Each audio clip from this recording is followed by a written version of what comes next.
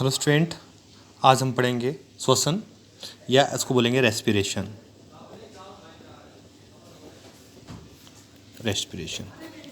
तो ये रेस्पिरेशन की जो क्रिया है ये एक जैव रासायनिक क्रिया है।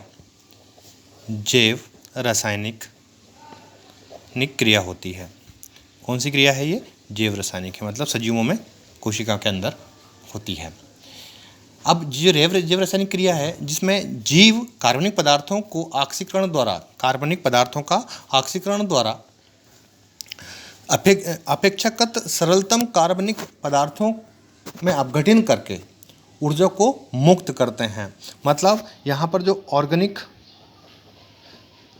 पदार्थ होते हैं, ऑर्गेनिक सब्सटेंस होते हैं, उनका अपघटन करते हैं, ऑक्सीडेशन करते हैं, ऑक्सीकरण करते हैं। ऑक्सीकरण के द्वारा, अपघटन के द्वारा ये क्या बनाते हैं? एनर्जी को मुक्त करते हैं। ये पूरी घटना आपकी कहलाती है श्वसन। जनरली ये कोशिका के अंदर होती है और इसमें जो हम सांस के द्वारा ऑक्सीजन लेते हैं वो ऑक्सीजन जो है इसका अपघटन करती है, किसका? कार्बनिक पदार्थों का, और एनर्जी हमको प्रोवाइड होता है, मिलता है। तो इसको यदि अपन देखें एक समीकरण के रूप में, तो यहाँ पर जब हम प्लांट जो है अपना भोजन फोटोसिंथेसिस की क्रिया के द्वारा बनाते हैं तो उसमें बनता है आपका C6H12O6। ये जो मॉलिक्यूल इसका निर्माण होता है ये ऑक्सीजन की उपस्थिति में 6O2 की उपस्थिति में ये अपना ऑक्सीकरण करते हैं। ऑक्सीकरण होगा और क्या बनेगा? ये बनेगा 6CO2 प्लस 6H2O। इसका निर्माण होगा प्लस 673 किलो कैलोरी जो एनर्जी है वो जनरेट होगी। मतलब जो एनर्जी यहाँ पर सन से आई थी, जो सूर्य की एनर्जी थी, वो एनर्जी प्लांट्स ने यहाँ पर ऑर्गेनिक एनर्जी, कार्बनिक या रासायनिक एनर्जी में कन्वर्ट किया था। ये रासायनिक एनर्जी काइनेटिक एनर्जी में यहाँ पर कन्वर्ट होगी और इस प्रकार से यहाँ पर 673 किलो कैलोरी ऊर्जा बनेगी या जनरेट होगी या कन्वर्ट होगी, और ये जो है 38 ATP से निकलती है या बनती है। तो इस प्रकार से ये जो पूरी प्रोसेस है, ये पूरी प्रोसेस आपकी कहलाती है श्वसन क्रिया या रेस्पिरेशन। अब देखेंगे इसके हम यहाँ पर ये जो देखा था हमने श्वसन, तो श्वसन क्रिया जो होती है वो दो प्रकार की होती है। यदि हम टाइप्स देखते हैं, इसके हम प्रकार देखें तो ये दो प्रकार का होगा। कौन कौन सा होगा? सबसे पहले देखेंगे अपन श्वसन होगा। श्वसन किसका होगा? कार्बोहाइड्रेट्स का होगा। ये कार्बोहाइड्रेट्स यदि अपन देखें तो इसमें होगा ग्लूकोज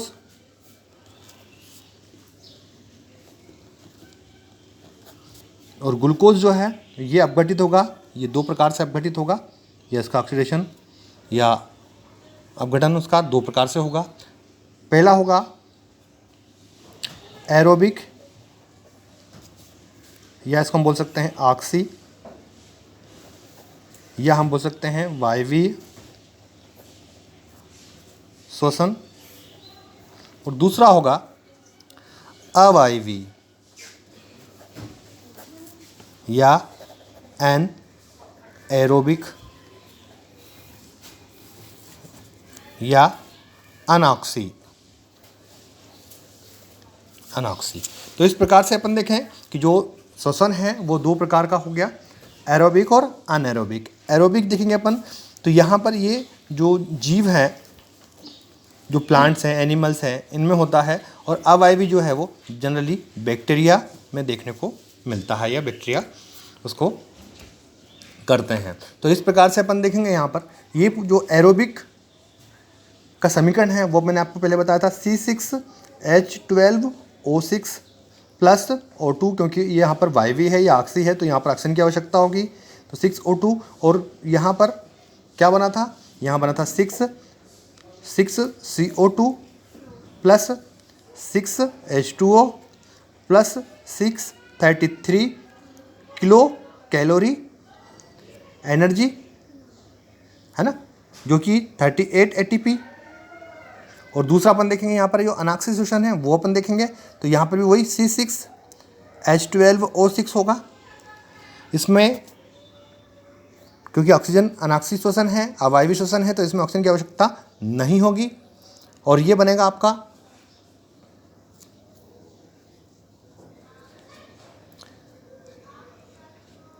CO2 प्लस C2H5OH और इसमें बनेगी आपकी 21 किलो कैलोरी एनर्जी। और ये जो किलो कैलोरी एनर्जी है 21 किलो कैलोरी या 21 किलो कैलोरी एनर्जी है वो बनेगी 2 ATP के मॉलिक्यूल्स या 2 ATP के मॉलिक्यूल बनेंगे। तो इस प्रकार से अपन देखेंगे ये जो पूरी क्रिया है श्वसन की, ये दो प्रकार की हो गई, वायवीय और अवायवीय या एरोबिक और अनएरोबिक, दोनों प्रकार की क्रियाएं हुई। अब हम इसके बाद पढ़ते हैं श्वसन गुणांक। श्वसन गुणांक, श्वसन गुणांक या हम इसको बोल सकते हैं श्वसन अनुपात, श्वसन अनुपात, रेस्पिरेशन रेशियो। तो अपन देखेंगे यहाँ पर या इसको रेस्पिरेशन क्वाटेंट भी कहा जाता है।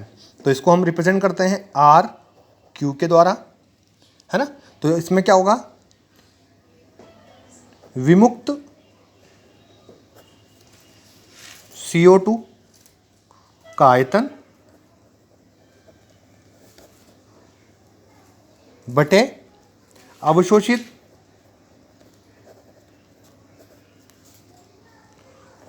O2 का आयतन। तो अपन देखेंगे यहाँ पर जो रिएक्शन में जो CO2 निकलती है उसका आयतन और जो ऑक्सीजन अवशोषित होती है उसका आयतन बराबर क्या होगा आपका श्वसन अनुपात या श्वसन गुणांक।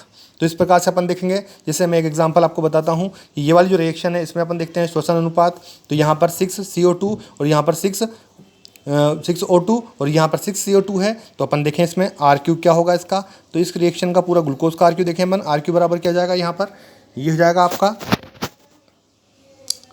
CO2 6 CO2 upon 6 O2। तो देखें अपन 6 CO2 upon 6 O2 is equal to होगा 1। मतलब कहने का ये है कि जितना CO2 रिलीज होगा, मुक्त होगा, उतना ही ऑक्सीजन अवशोषित होगा, या जितना ऑक्सीजन अवशोषित होगा उतना ही CO2 मुक्त होगा। तो इसका जो रेशियो है वो कितना है, 1। तो इस प्रकार से हम श्वसन गुणांक भी निकाल सकते हैं या निकालते हैं। तो ये आपका चैप्टर। अब इसमें थोड़ा सा मैं आपको और बता दूं कि जो श्वसन क्रिया है ये कौन कौन सी स्टेप्स पाई जाती हैं इसमें। तो हम इसकी स्टेप देखेंगे, रेस्पिरेशन की स्टेप। तो फर्स्ट है ये ग्लाइकोलाइसिस,